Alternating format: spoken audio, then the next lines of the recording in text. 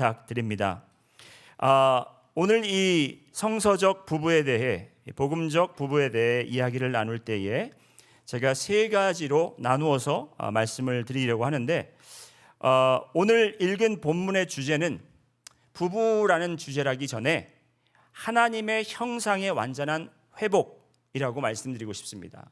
하나님의 형상의 완전한 회복, 부부를 통한 하나님이 계획하신 하나님의 형상의 완전한 회복이라는 것을, 이것이 이 말씀의 중심이고 핵심 내용이라는 것을 여러분이 깨닫기를 바랍니다. 그래서 첫 번째로 여러분께 말씀드리고자 하는 제 포인트는 결혼의 비밀입니다. 따라해 보실까요? 결혼의 비밀. mystery라는 단어를 제가 사용했습니다. 결혼에는 하나님께서 이 결혼에 숨겨놓은 놀라운 보물 같은 비밀이 담겨 있다는 것을 제가 말씀드리기 원하고, 두 번째로는 결혼의 사명입니다. 따라해 보십니다. 결혼의 사명. 그리고 세 번째로는 결혼의 사역. 따라해 보실까요? 결혼의 사역. 이 세 가지로 나누어서 말씀을 드릴 텐데, 첫 번째로 결혼의 비밀에 대해서 말씀을 나누겠습니다. 32절 말씀, 오늘 읽으신 말씀을 보면 사도 바울이 에베소 교회에게 이렇게 이야기합니다. 이 비밀이 크도다. 이 비밀이 크도다. 사도 바울이 지금 이야기하는 이 비밀이라는 것은 어떤 것을 가리키고 있는지 저희가 살펴봐야 할 것입니다. 이 말씀만 보면 이 비밀은 그리스도와 교회에 대하여 말하는 것이다 라고 생각할 수 있으나, 이 비밀은 지금 저희가 읽은 이 모든 본문의 내용을 통틀어 보았을 때 하나님께서 남편과 아내의 역할을 통해서 하나님께서 준비해 놓으신, 세워 놓으신, 숨겨 놓으신 아름답고 놀라운 비밀이 있다라는 것입니다. 자, 이 비밀이 무엇인가 한번 말씀을 살펴보면, 이 남편과 아내의 관계라는 것은요 참 재미있습니다. 왜냐하면, 왜 재밌다고 표현을 하냐면, 남편과 아내의 관계는 제가 베드로전서 강해 설교할 때도 말씀을 드렸겠지만, 남편과 아내의 관계는 이 세상에 살 때만 존재하는 겁니다. 다시 말씀드리면, 여러분 천국에 가면 이제 여러분의 남편과 계속 영원히 같이 살고 싶어도 그렇게 할 수 없고, 여러분의 아내와 살고 싶어도 그렇게 할 수 없다라는 것입니다. 여기서 할렐루야가 나오면 안 되고 아멘이 나오면 안 됩니다. 빨리 천국 가야지 하는 소망이 생겨도 물론 소망은 가지셔야 되겠지만, 남편과 헤어지기 위해서 아내와 헤어지기 위해서 그걸 소망하면 안 되겠죠. 자, 천국에서 반영되지 않는 이 결혼 생활, 부부의 관계가 왜 이 땅에서는 그렇게 거룩한 하나님이 택하신 방법이고 관계인지, 왜 언약의 관계인지를 우리가 짚고 넘어가야 될 필요가 있습니다. 천국에 가면 결혼식은 딱 한 번만 있습니다. 하나의 결혼식만 있습니다. 그 결혼식은 누구와 누구의 결혼식이냐? 그리스도와 그리스도의 몸이 되신 교회라는 것입니다. 그리스도께서 신랑이 되시고 우리 교회는 신부가 된다라는 것입니다. 그러니까 여러분들은 다 신부, 주님의 신부이고 예수 그리스도가 우리의 남편이 되고, 우리가 천국에 갈 때 그 결혼식이 단 한 번 있다라는 것입니다. 그런데 하나님께서 그렇다면 이 땅에 가족을 왜 세우셨고, 이 거룩한 언약의 관계를 왜 지정하셔서 세우셨을까요? 바로 이것이 큰 비밀이라는 것입니다. 전혀 관계 없었던 두 사람이 만나서 사랑하게 되고 한 몸을 이루어 그 가운데 생명이 탄생되고 한 가족이 되므로 하나님의 사랑을 알게 하신 것이 바로 주님의 은혜의 통로다라고 말씀드리고 싶습니다. 따라해 보실까요? 주님의 은혜의 통로. 우리가 은혜라는 것은 여러분 하나님께서 우리에게 거저 주셨다라는 의미잖아요. 그렇죠? 거저 주신 선물입니다. 이 선물을 받았으나 우리가 알지 못하고 지날 때가 많은데, 이 거룩한 선물, 하나님께서 공짜로 주신 이 선물을 우리가 받고 그것을 깨닫게 하기 위해서 주님께서 여러 가지 채널들을 만들어 주셨습니다. 그 은혜를 알기 위해서. 바로 그것 중에 하나가 결혼이라는 것입니다. 가정이라는 것입니다. 왜냐하면 가정을 이루기 전에는 우리는 극심히 우리는 심각하게 개인주의적 사람입니다. 나밖에 모르는 사람입니다. 물론 가족 중에 부모님이 자녀를 사랑하고, 그죠? 자녀들이 부모를 사랑한다고 하지만, 여러분, 그 자녀들이 사랑한다, 아빠 사랑해, 엄마 사랑해 이야기하지만 그 사랑의 의미를 그들이 깨달을 수 있을까요? 그냥 형식적으로 사랑한다 하겠죠. 아버지 엄마한테 받은 게 있으니까 사랑한다고 이야기하겠죠.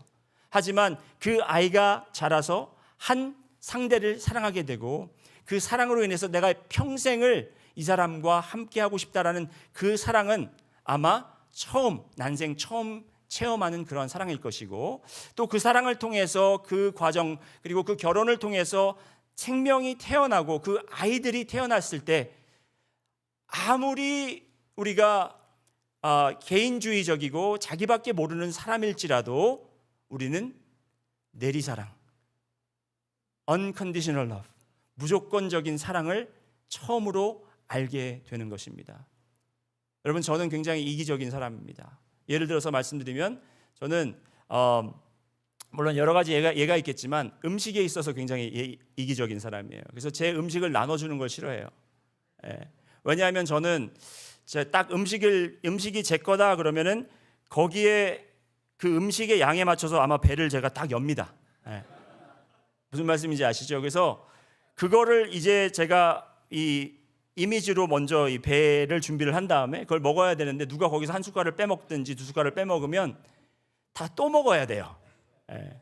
커피도 제가 주문을 하면 제 아내는 옆에서 꼭 내가 한 모금만 마실 테니까 자기 것만 오더하라고 그래요. 근데 그 한 모금이 꼭 한 모금입니까?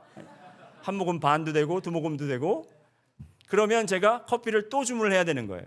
그래서 내가 그냥 당신 거 사줄게, 따로 사주지 내 거를 나눠주기 싫어한다는 말입니다. 저는 어려서부터 그랬어요. 그래서 누가 제 거를 뺏어 먹는다 그러면, 아니면 조금 먹는다 그러면 내가 아예 네 거를 따로 해서 줄게 이러지, 제 거를 나눠주는 그런 걸 모르는 사람이었는데, 제 아이들이 태어나다 보니까 저희 아이들은 제가 옆에서 밥 먹고 있으면 제 플레이트에 숟가락을 쑥 집어넣어서 제 걸 먹어요. 그러면 제가 예전 같으면 이 자식이 그러면서 한 대 치겠죠? 그런데 그 모습도 이쁘고, 오히려 제 플레이트를 더 잘 먹으라고 그 옆에다 갖다 주는 모습을 보면서 내가 왜 이러지? 난 이런 사람이 아닌데? 아이들이 내 거를 가져가고 내 거를 부서뜨리고 정말 나를 힘들게 해도 정말 그 아이들을 사랑하는 마음을 제가 참을 수가 없고 견딜 수가 없는 거예요. 그 사랑을 누가 가르쳐 줬겠습니까? 누가 깨닫게 해줬습니까?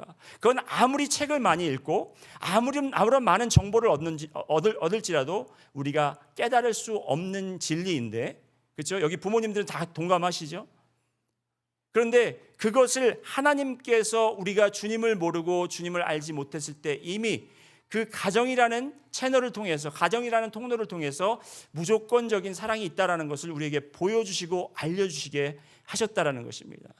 그것이 바로 이 가정의 비밀이고, 이 부부 사이에 하나님께서 세워두신 그 놀랍고 큰 비밀이라는 것입니다. 하나님이 창세기 1장 보시면 하나님이 그들에게 복을 주셨다 그랬어요.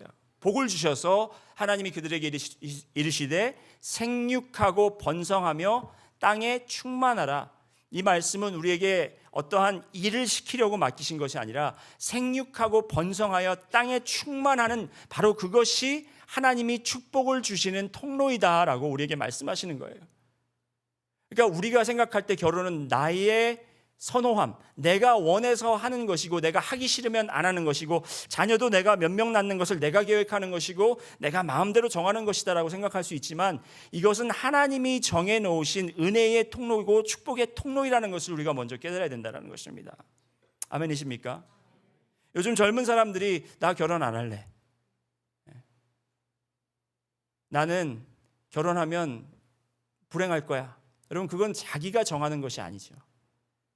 그렇게 정했다라는 것이 벌써 불행의 길을 걷고 있다라는 것입니다. 나는 아기 안 낳을래, 그냥 입양할래.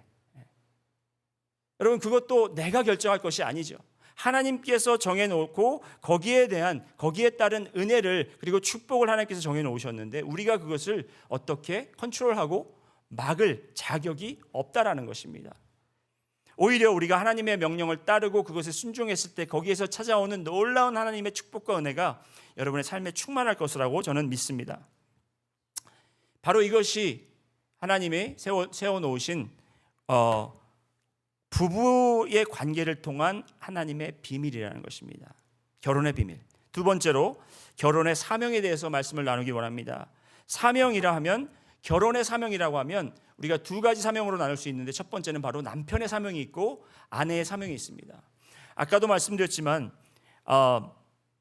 하나님이 우리를 이렇게 이 말씀을 바울이 에베소 교회에게 전달했을 때에 이 말씀의 핵심 내용은 부부에 대해서, 부부 세미나를 위해서 한 것이 아니라 이 말씀을 통해서 하나님의 형상이 어떻게 완성되는지, 어떻게 완전하게 회복되는지를 말씀을 전하려고 했다라는 것을 제가 처음 부분에 말씀드렸는데 계속 기억해 주시기 바랍니다. 자, 남자에게는 어떠한 사명을 주셨나? 우리가 하나님의 형상을 회복하려면 창세기로 가야 되겠죠? 창세기에서 아담과 하와를 처음 이제 인간들을 창조하셨을 때 그들에게 어떤 사명을 주셨나를 알면 우리가 그것대로 회복하면 되는 것이기 때문에 한번 창세기 2장 15절로 가보시겠습니다. 창세기 2장 15절 보시면 우리 함께 읽습니다. 시작.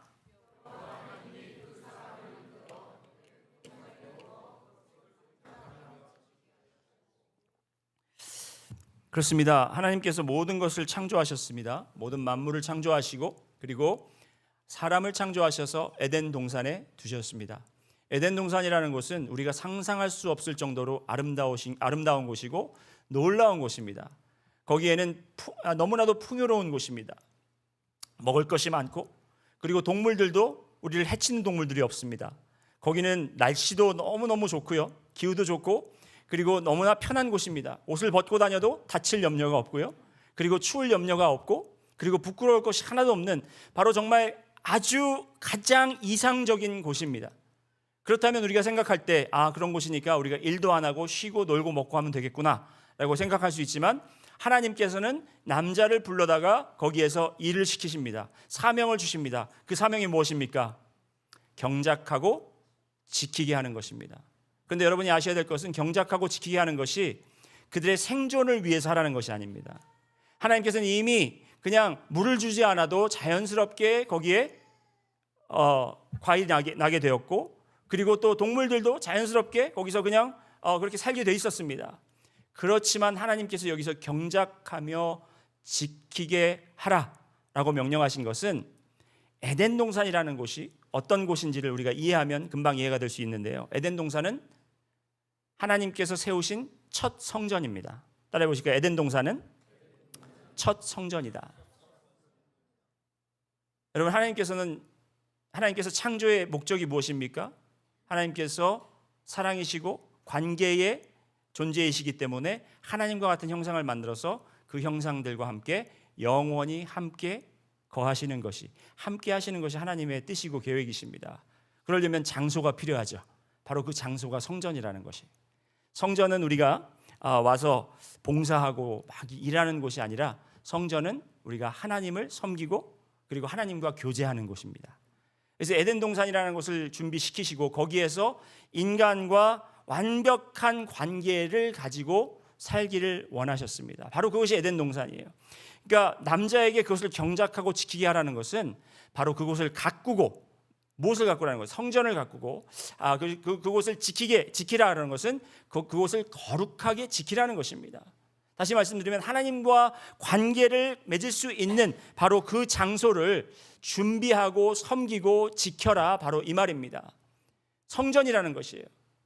그래서 그 경작과 지킨다라는 것은 아담은 첫 번째 제사장이다라고 말할 수 있습니다. 제사장의 역할이 무엇입니까? 하나님과 그리고 백성들이 만날 수 있도록 하나님을 섬기고 하나님의 성전을 예비하고 하나님의 성전에서 주님을 만나는 것이 바로 제사장의 역할 아닙니까? 그것이 바로 남자의 사명이었다라는 거예요. 하나님께서 남자를 만드셨을 때 우리를 일을 시키시려고 만드신 것이 아니라 하나님께서 지정하신 그 지성소에서 우리가 그것을 섬기고 지키고 하나님을 만나고 하나님과 온전한 교제를 갖도록 우리를 만드셨다라는 겁니다. 남자들을. 그렇다면 아내의 사명은 무엇인지 우리가 한번 성경 말씀을 통해서 보실 텐데요. 아내의 사명은 무엇인가? 창세기 2장 18절 우리 다 함께 한번 읽겠습니다. 시작. 자, 잠깐만요. 거기서 멈추겠습니다.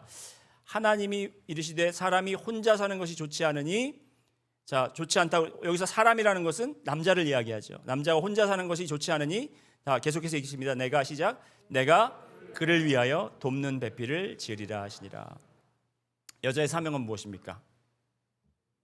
돕는 배필입니다. 제가 아까 3디멘션 이야기하면서 여러분 뭐라고 그랬죠? 시대적 배경을 이해하라고 그랬죠. 이게 1세기 때 이야기했을 때는 아무 문제가 되지 않습니다. 그렇지만 지금 시대에서 여자는 돕는 배필이다 그러면 여러분 막 그 피켓 들고 일어섭니다. 우리 목사님 어떻게 그렇게 그런 구식적인 이야기를 합니까? 퇴보적인 이야기를 합니까? 그렇게 이야기를 할 수 있습니다. 그런데 여러분 성경을 잘 한번 보시기 바랍니다. 이 돕는 배필의 역할이 얼마나 중요한 것인지를. 자, 이 돕는 배필인데 무엇을 돕느냐?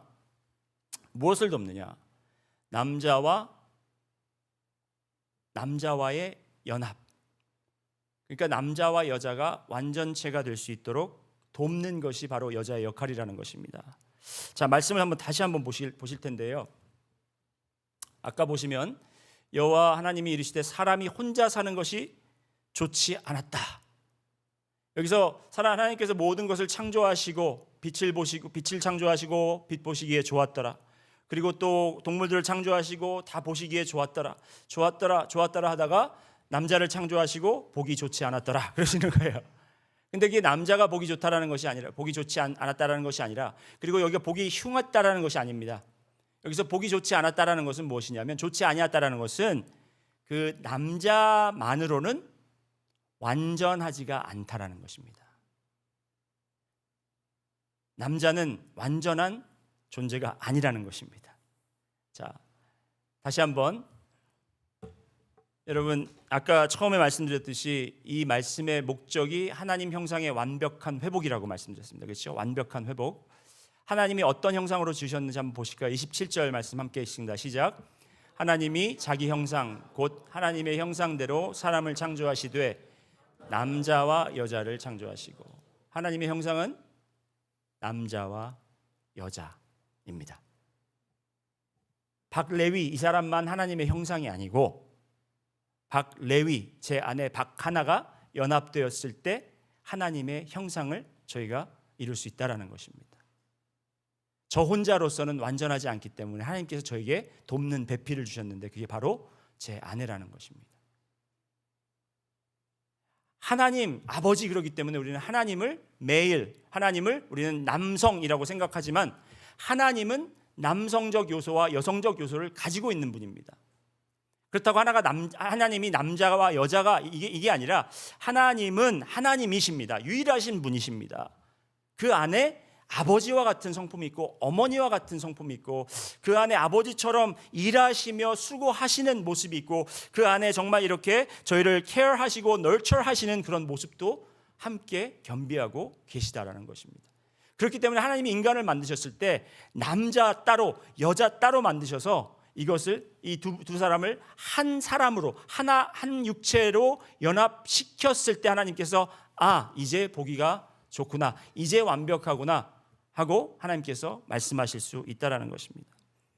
그런데 우리가 지금 이 세대를 바라보면 여러분, 남성은 남성대로, 여성은 여성대로 우리가 공평한 것을 따지면서 남자가 여자가 되려고 하고 여자가 남자가 되려고 하고 그 역할이 막 뒤죽박죽 섞이면서 하나님이 주신 정체성에 혼돈이 올 때 하나님이 주신 그 완벽한 형상에 더 가까이 가는 것이 아니라 우리는 점점 더 멀어지고 있다는 것입니다. 이러한 악한 행동들이 교회에 지금 침투하고 있고 여러 교단에서는 이것들을 지금 용납하고 있다는 거예요. 그래서 우리 교회는 이 하나님께서 주신 이 사명을 우리가 지켜야 된다는 것입니다. 어떻게? 우리 가정에서부터, 여러분의 가정에서부터 지키셔야 한다는 것입니다. 그래서 하나님께서 20절부터, 창세기 2장 20절부터 아담이 모든 가축과 공중의 새와 들의 모든 짐승의 이름을 주니라. 아담이 돕는 배필이 없으므로 여호와 하나님이 아담을 깊게 잠들게 하시니 잠들매 그가 그 갈빗대를 하나 취하고 살로 대신 채우시고 여호와 하나님이 아담에게 취하신 그 갈빗대로 여자를 만드셨고 그를 아담에게로 이끌어 오셨다라는 것입니다. 남자로서 완벽한 하나님의 그 형상을 반영할 수가 없기 때문에 하나님께서 여자를 택하셔서 돕는 배필로 세우셨다라는 것입니다. 돕는 배필로 세우셨다고 하니까 여러분이 남자들이 남편들이 말씀 받지? 당신은 나 도우라고 하나님께서 주신 거야. 그러니까 내가 하는 일 도와. 이렇게 하는 것이 아니라 여러분이 이렇게 이해하셔야 돼요. 나는 불완전한 사람이니까 당신 없이는 나는 불완전한 사람이야. 자, 여기 남편 되시는 분 한번 손들어 보시기 바랍니다. 예. 아내가 옆에 계시다면 한번 옆에 보시고 여보 하세요. 따라하세요. 여보, 나는 불완전한 사람이야. 예. 아내분들 알고 있어. 예. 말 안 해도 알아. 여자의 역할은 남자의 외로움을 달래주고 집에서 애나 키우고 그런 정도가 아니라 여러분, 여자의 역할은, 여자에게 주신 사명은 남자의 부족함을, 남자가 완전하지 않은 하나님의 형상을 세우기 위해서 함께 연합하는 그러한 모습으로 받아들여져야 된다는 것입니다. 자, 여기서 또한 놀라운 것을 우리가 바라볼 수 있는데요. 잠깐만요. 제가 이 말씀을 하고 넘어가야 되는데, 두 번째 아내의 사명은 무엇이냐면 생육과 번성과 충만함과 다스림입니다. 다시 말씀드리면 남자와 한 몸을 이루어 어떻게 하라는 겁니까? 자녀를 낳아라. 많이 낳아라. 많이 낳아서 채워라. 여러분, 하나님의 계획은 뭐냐면 하나님의 형상을 지으시고 그 형상대로 이 세상을 가득 채우는 것이 하나님의 목표였습니다. 그러니까 지금 우리가 마음대로 우리는 애 하나만 낳아야지, 한 마리라고 할 뻔했습니다. 하나만 낳아야지, 둘만 낳아야지, 이렇게 우리가 정하는 것이 아니라 우리가 하나님의 형상들을 많이 이 세상에 채우는 것, 이것이 육적으로도 가능하지만 영적으로도 가능합니다. 이 말씀이 마태복음 28장에 와서 똑같은 말씀인데 우리가 너희는 가서 모든 족속으로 제자를 삼아 아버지와 아들과 성령의 이름으로 침례를 주고 나의 분부한 것을 가르쳐 지키게 하라. 바로 이 말씀이 뭐냐면 제자를 삼아서 이 모든 세상의 제자들로 가득 채워라라는 말씀입니다. 이게 두 가지 영적과 육적인 측면으로 우리가 바라볼 수가 있는데요. 자, 그런데 이 말씀이 왜 우리가 지금 이 시대적으로 맞지 않는가? 왜 우리 이 말씀을 들으면 좀 반감을 가지고 듣는 사람들이 많아졌는가?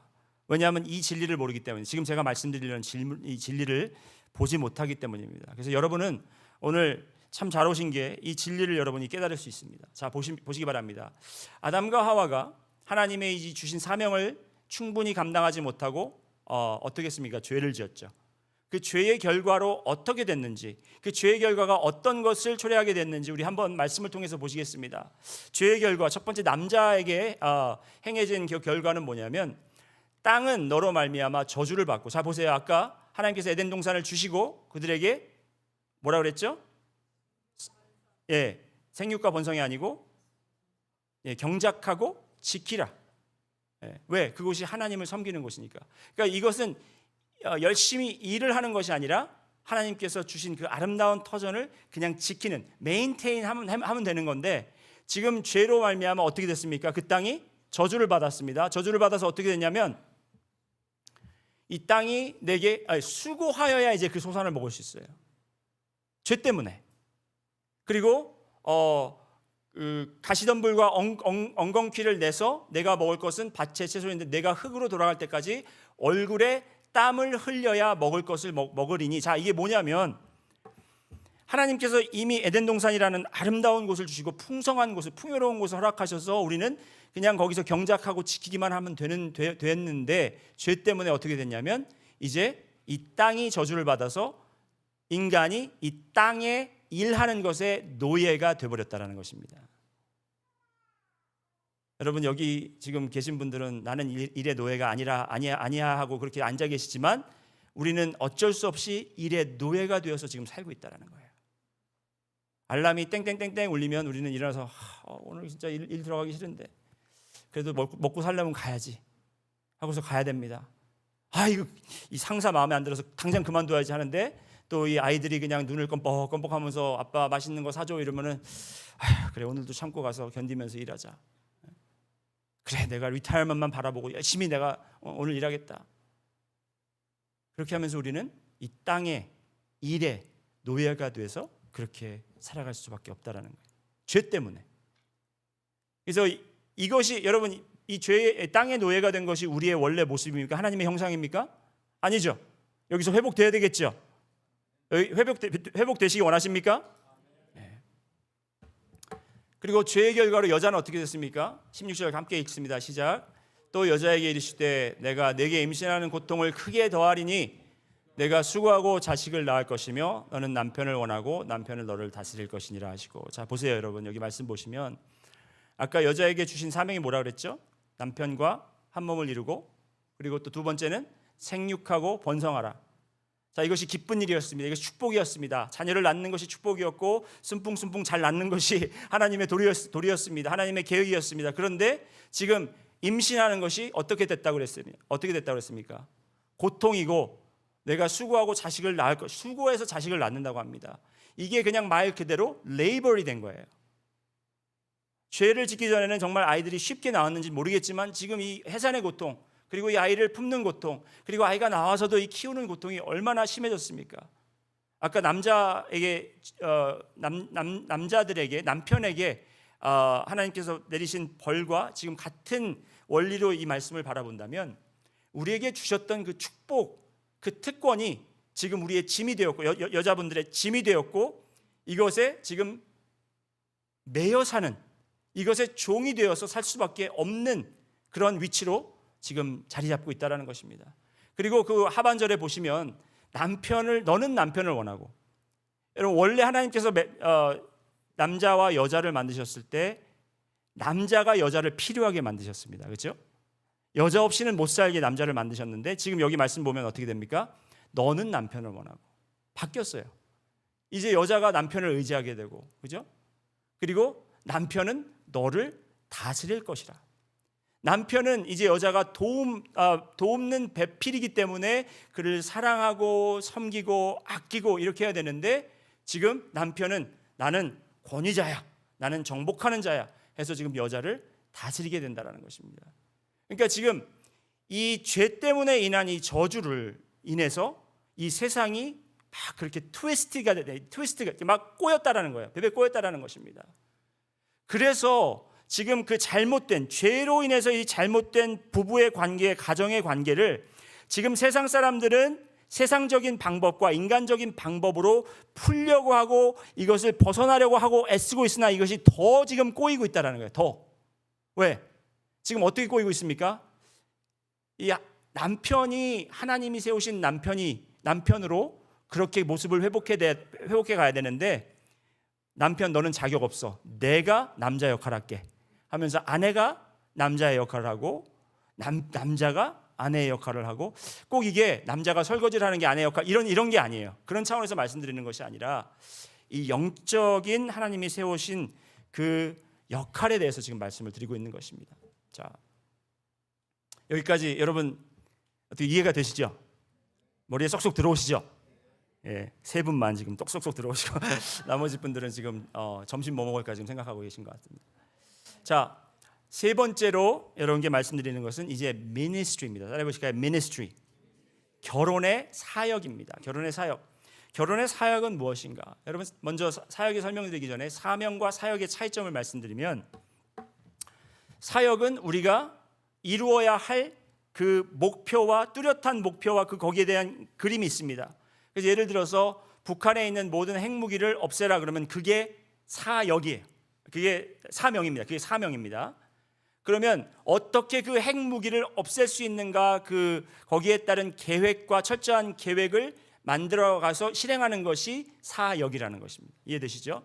그러니까 우리의 사명은 하나님께서 남자에게 이야기하신 그 사명, 성전을 경작하고 지키고 가꾸는 것이 우리의 사명이 다시 회복되어야 되고, 여자들은 정말 남편의 돕는 배필이 되어 연합해서 남편과 많은 자녀들, 영적인 자녀, 육적인 자녀들을 이제 탄생시켜서 그들이 이 세상에 가득 차게 하는 그 역할을 남편과 아내가 감당해야 되는데, 그 사명을 어떻게 이루느냐? 먼저 남편은 아내가 돕고 아내는 남편이 돕고 서로 서로를 돕는 바로 그런 일들이 이루어져야 된다고 오늘 말씀을 통해서 볼 수 있습니다. 첫 번째로 아내의 사역을 보시겠습니다. 아내는 무엇을 해야 되는가?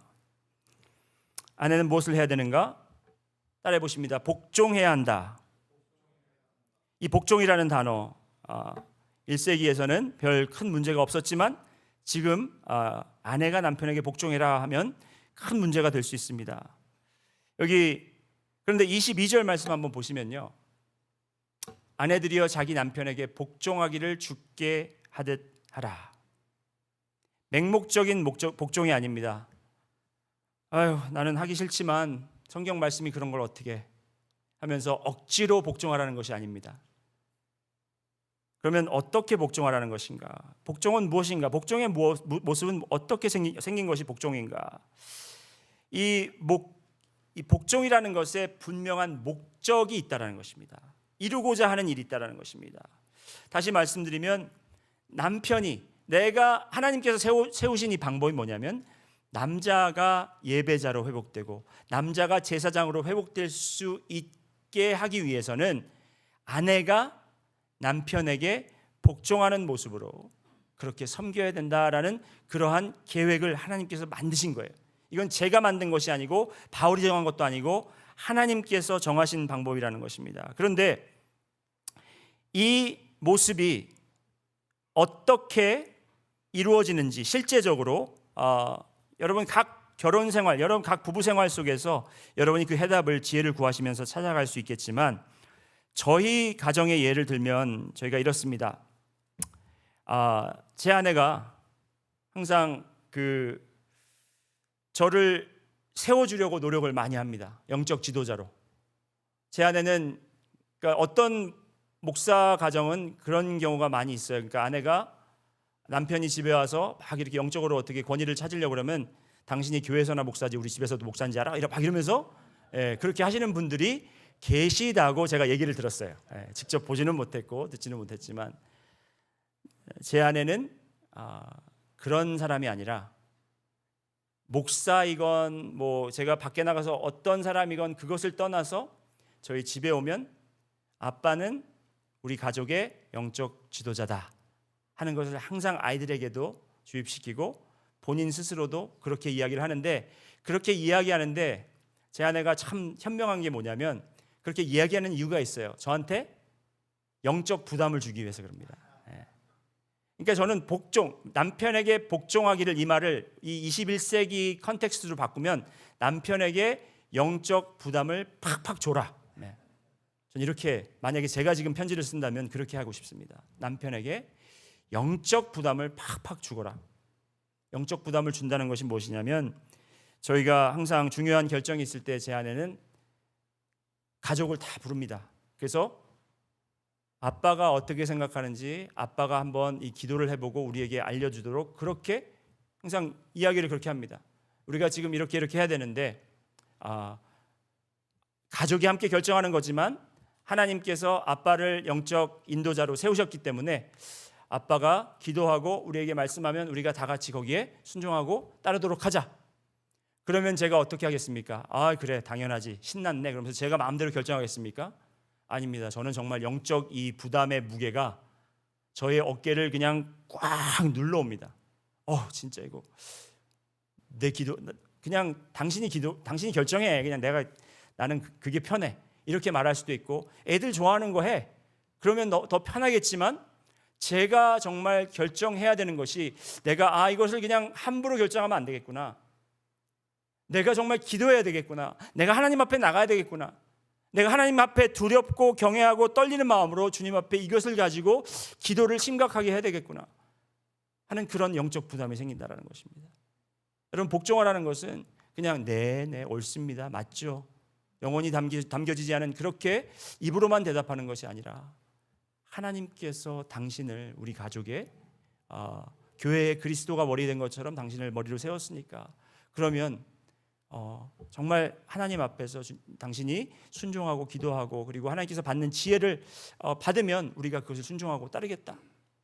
이러한 자세를 갖고 이러한 말씀을 나누는 것이 바로 맞는 자세가 아닌가 저는 생각이 됩니다. 영적인 부담과 책임을 주는 것인데 남편이 잘못된 결정을 할 수도 있겠죠.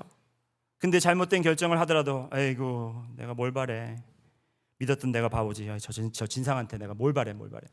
혼자서 그렇게 혼잣말 하시는 것이 아니라 잘못된 택함을 했을지라도 그 선택이 옳지 않았을지라도 그래 그럼 다시 한번 기도해보자. 당신이 좀 잘못 들었을 수도 있으니까 우리 좀 더 기도해보자. 함께 기도하자. 당신은 우리 영적 인도자니까, 영적 리더니까. 이렇게 한다면 여러분, 제가 남편으로서 빨리 내가 이 예배자의 모습을 회복하지 않으면 자꾸 이 실수가 반복되고 자꾸 잘못된 결정을 하기 때문에 제가 그러한 부담이 엄청나게 크겠죠. 그래서 23절 24절 말씀 보면 이는 남편이 아내의 머리됨이 그리스도께서 교회의 머리됨과 같으니 그가 바로 몸의 구주시니라. 그러므로 교회가 그리스도에게 하듯 아내들도 범사에 자기 남편에게 복종할지니라. 목사님, 근데 목사님은 저희 남편 몰라서 그래요. 그렇게 하죠. 그러면 신났다 하고 자기 마음대로 막 결정할 겁니다.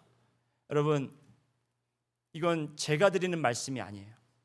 우리가 그리스도를 주님으로 영접했을 때 여러분의 삶이 바뀌었죠. 어떻게 바뀌었습니까? 여러분의 주님은 이제 누구십니까? 그리스도 예수이시라는 거예요. 그 그리스도 예수께서 교회의 머리 된 것 같이 남편을 가정의 머리로 그렇게 여겨라, 복종해라. 여러분의 주인이신 그리스도께서 말씀하신 것이기 때문에 믿음으로 우리가 순종하며 거기에 맡기는 거죠. 여기 올바른 어떠한 대답이 어떠한 결과가 나올지는 저는 모르지만 여러분이 믿음으로 순종하면서 그리스도가 주님이시기 때문에 그 주님을 섬기는 마음으로 그렇게 하실 때에 하나님께서 어떻게 역사하시는지는 하나님께서 여러분과 해결하실 일이라는 것입니다. 자, 그렇다면 남편의 사역은 무엇입니까? 남편의 사역은 따라해 보십니다. 사랑입니다. 사랑입니다. 남편이 해야 되는 것은, 아내는 남편을 복종함으로써 남편이 예배자의 모습, 제사장의 모습을 회복해 나가고, 남편은 사랑으로서 아내가 정말 이 도움을 주는 사람으로서 모습을 회복해 나갈 수 있다는 것입니다. 자, 말씀을 보시겠습니다. 어떤 사랑이냐? 첫 번째로 하나의 육체가 되는 사랑입니다. 자, 말씀 보시기 바랍니다. 이 말씀 아니고 어디 있죠?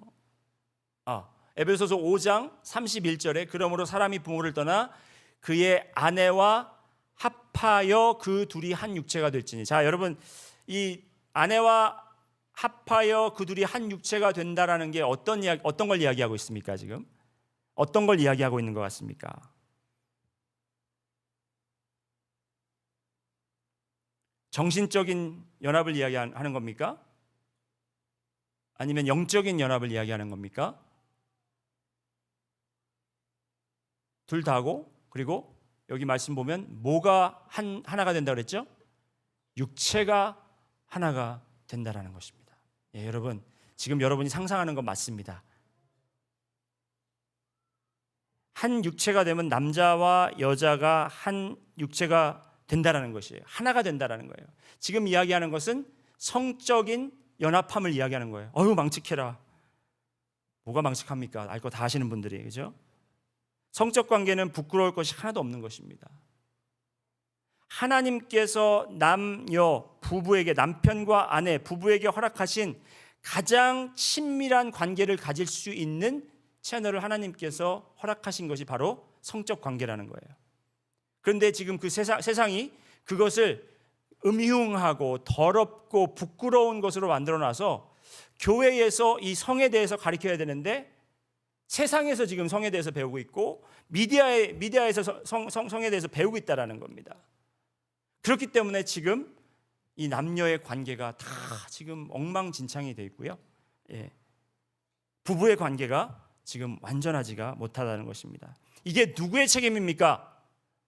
남편의 책임입니다. 따라해보시니까 남편의 책임이다. 예. 남자의 책임이에요. 성적 문란함, 그리고 부부간의 이 성적인 관계가 온전치 않은 것은 남자의 책임이라는 것입니다. 이것이 바로 남자가 해야 될 것입니다. 남자가 해야 되는 것은 사랑으로, 육적인 사랑 관계로 우리가 아내와 하나가 되어야 된다는 것입니다. 그럼 당신 말 들었지? 그럼 오늘 밤부터 열심히 뭘 열심히 하겠다는 겁니까, 여러분? 육체적인 것만 이야기하는 것이 아니라 정신적으로도 영적으로도 남편이 사랑으로, 사랑이라는 것은 나의 니드를 추구하기 위해서 나의 필요함을 충족하기 위해서 사랑하는 사랑이 있고, 정말 나의 자신을 내려놓고 헌신적으로 사랑하는 두 가지 사랑이 있습니다. 지금 여기서 바울이 이야기하는 사랑은 바로 그 두 번째 사랑, 헌신적인 사랑을 이야기하고 있습니다. 26절, 27절, 28절 말씀을 보면 이는 곧 물로 씻어 말씀으로 깨끗하게 하사 거룩하게 하시고 자기 앞에 영광스러운 교회로 세우사 티나 주름 잡힌 것이나 이런 것들이 없이 거룩하고 흠이 없게 하려 하심이니라. 그리스도가 교회를 그렇게 만드셨습니다. 우리는 죄가 많고 우리는 연약하고 부족함이 많고 정말 부끄러운 자들이나 주님께서 우리를 거룩하게 하시고 순결하게 하셔서 그 앞에서 정말 아무 죄도 아무 흠도 없는 자들로 그렇게 우리를 만드셨듯이 남편이 아내를 사랑하는 모습은, 여러분 우리가 결혼을 하고 나서 아내가 가장 아름다울 때가 언제라고 생각하십니까? 여러분, 아내가 가장 아름다울 때가 언제예요? 결혼하는 날, 웨딩데이 다음 날 화장 지워지고 그 가운 벗으면은 여러분 본 모습으로 돌아오죠.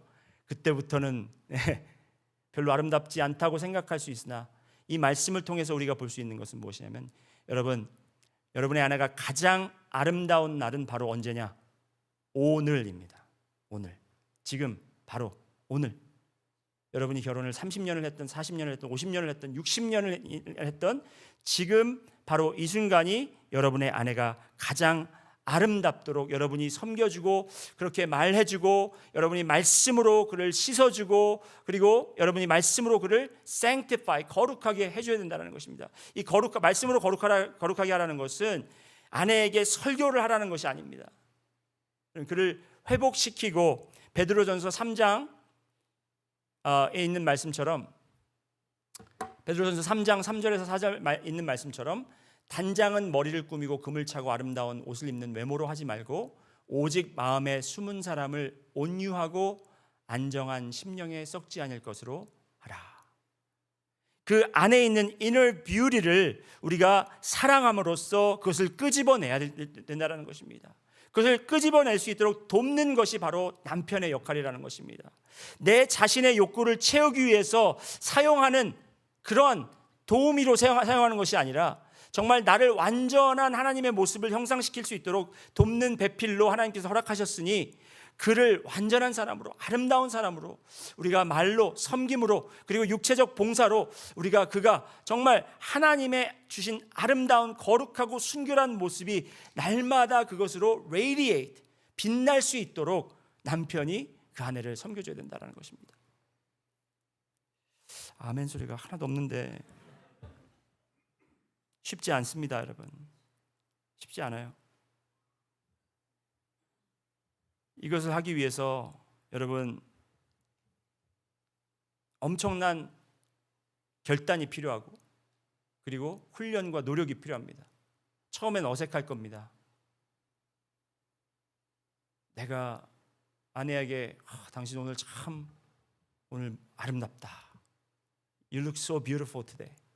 이런 말 하려면은 막 그냥 전심을 다해도 그냥 혀가 안 움직이고 입술이 안 떨어지고 이 말을 해야 되는데 어떻게 내가 거짓말을 하나 이런 생각을 가지고 있을 수 있습니다.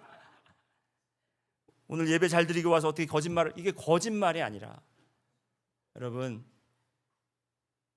그 아름다움은 그 겉모습에 있는 것이 아니라 지금 그 숨겨진 사람이 있다는 것이 아닙니까? 그게 왜 숨어 있느냐? 왜 꽁꽁 숨어 있느냐? 두려움 때문에 숨어 있어요. 그 모습이 두려움 때문에 지금 부끄러워서 숨어 있는데 여러분이, 남편이 그를 사랑함으로 인해서 사랑의 말로 그들을 정말 minister, 섬겨준다면 그 아름다움이 이제 자신을 얻어서 이제 겉으로 나온다는 것입니다. 여러분, 지금 우리가 살고 있는 이 세상은 아름다움, 여자의 강함, 평등, 그리고 또 공평함, 정당성, 이 행위, 뭐 이런 것들이 지금 다 아까도 말씀드렸듯이 다 이게 트위스트가 돼버렸다는 거예요. 다 꼬여있다는 겁니다. 하나님께서 교회를 세우시고 우리 교회가 이제 정체성을 찾고 여러 가지 행위들을 통해서 이제 기둥들이 세워졌잖아요. 그러면 바로 그 위에 세워지는 이 크로스빔, 이 대들보가 무엇이냐? 바로 그 관계라는 것입니다. 우리가 성경 공부 열심히 하고 나가서 전도하고 선교하고 이제 봉사하고 이런 것도 중요하지만 여러분, 더 중요한 것이 뭔지 아세요? 가정사역입니다. 가정사역. 남편들은 아내를 selflessly 사랑해 주고요. 그리고 아내들은 남편들을 복종함으로써 남편들이 예배자들로 세워질 때에 세상이 바라볼 때 저건 이상하네, 저건 우리가 배운 거랑 틀리네 하면서 처음에는 받아들이기 힘들겠지만 저것이 정말 저 모습이 하나님이 세우신 온전한 하나님의 형상의 모습이구나. 남편과 아내가 연합한 모습으로 온전히 보고 깨달을 수 있다는 것입니다. 성도는 주님 안에서 회복되어야 됩니다. 여러분들의 삶 속에 주님의 모습이 회복되기를 원합니다. 여러분, 제가 어떻게 지금 합니까? 지금 남편도 없고 뭐 여러 가지 지금 익스큐즈가 있겠죠. 지금 없는 걸 있게 하라 그런 게 아니라 여러분, 우리가 이 비밀과 이 진리를 온전히 깨닫고 우리의 삶과 그리고 우리가 이것을 전달할 때 우리 자녀들에게 전달하고 또 우리의 친구들에게 전달할 때에 우리가 세상 사람들이 따라가는 그 풍습과 방법을 쫓는 것이 아니라 하나님께서 우리에게 허락하신 이 놀라운 축복의 통로를 우리가 다시 한번 회복해서 우리의 가정에서부터 이것이 회복되는 모습이 일어나기를 주님의 이름으로 축원드립니다. 다 같이 기도하시겠습니다. 사랑해 주님 감사합니다. 오늘 또 이 성서적 부부 생활에 대해서, 부부에 대해서 우리가 들었습니다. 주님, 이건 무슨 부부 세미나도 아니고 저희가 또 남편과 아내 할 역할에 대해서 배웠지만 주님, 이것에 담긴 더욱더 크고 깊고 놀라운 진리를 저희가 깨닫게 하시고 또 무엇보다도 이것이 그냥 하나의 컨셉으로 남는 것이 아니라 실천할 수 있는, 그리고 또 힘과 노력과 그리고 또 동기부여를 주님께서 주실 줄 믿습니다. 주님, 우리 능력 침례교회에 있는 부부들이 회복되기 원합니다. 남편들이 먼저 회복되기 원합니다. 아내들이 회복되기 원합니다. 주님, 그리고 그 부부가 회복되어 주님의 모습을 온전히 반영할 수 있도록 인도하여 주시옵소서. 세상 사람들이 정리하는 그리고 정의하는 부부의 관계, 그리고 남녀의 관계, 사랑의 관계, 그리고 그 성적인 관계, 그러한 모든 것들이 아버지 하나님 주님 안에서 회복되고 해결될 수 있도록 주여 인도하여 주시옵소서. 감사드리며 예수님 이름으로 기도드렸습니다. 아멘. 우리 다 함께 일어나셔서 우리 같이 찬양하기 원합니다.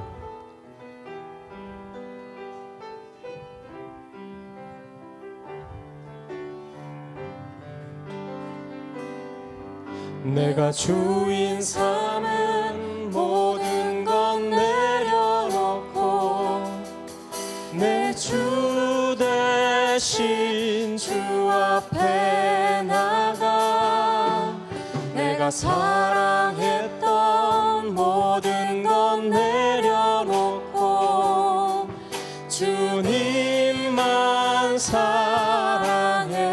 내가 주인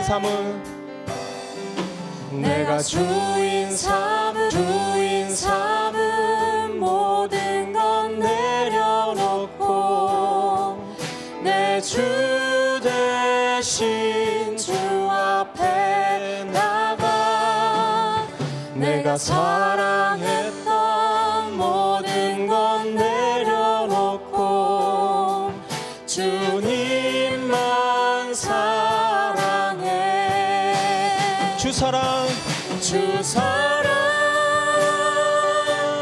거친 풍랑에도 깊은 바다처럼 나를 잠잠케 해. 주 사랑 내 영혼의 반석 그 사랑 위에 서리. 우리 한 번 더 고백하기 원합니다. 내가 주인 삼은 모든 건 내려놓고 내 주 대신 주 앞에 나가 내가 사랑했던